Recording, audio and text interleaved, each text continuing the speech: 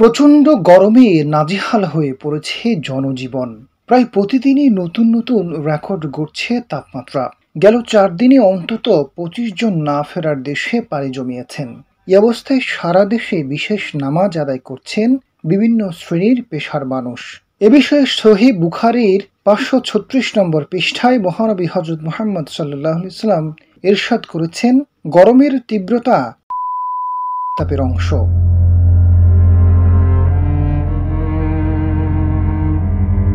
প্রখ্যাত সাহাবী জাবির ইবনুল আবদুল্লাহ রাদিয়াল্লাহু তাআলা থেকে বর্ণিত, বৃষ্টি না হওয়ায় তীব্র গরম থেকে রক্ষা পেতে একদিন মহানবী হযরত মুহাম্মদ সাল্লাল্লাহু আলাইহি ওয়াসাল্লামের কাছে কিছু মানুষ আসেন।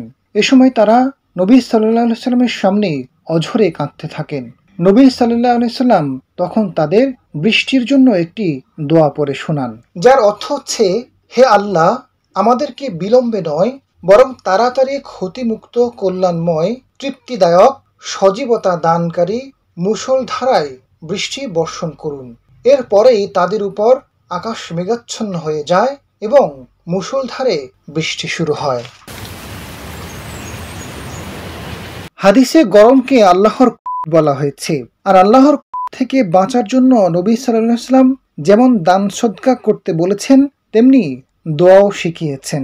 দোয়াটি হলো, হে আল্লাহ, অবশ্যই আমি আপনার নিকট আপনার অনুগ্রহের অপসরণ, নিরাপত্তার প্রত্যাবর্তন, আকস্মিক পাকড়াও এবং যাবতীয় অসন্তোষ থেকে আশ্রয় প্রার্থনা করছি।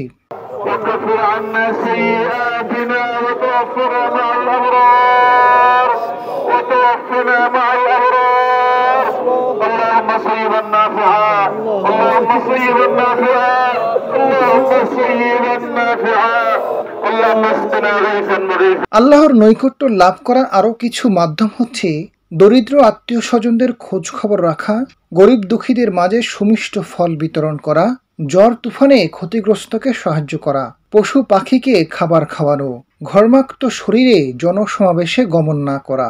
গরমের সময় প্রবাহিত ঘামের গন্ধ যেন অন্যের কষ্টের কারণ না হয়, সেদিকে লক্ষ্য রাখার নির্দেশ দিয়েছে ইসলাম।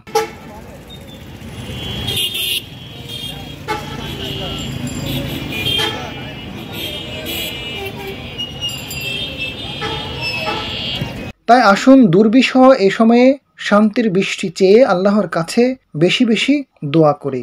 সম্ভব হলে সালাতুল ইস্তিসকা বা বৃষ্টির নামাজ পড়ি। আল্লাহ আমাদের তৌফিক দান করবেন নিশ্চয়ই।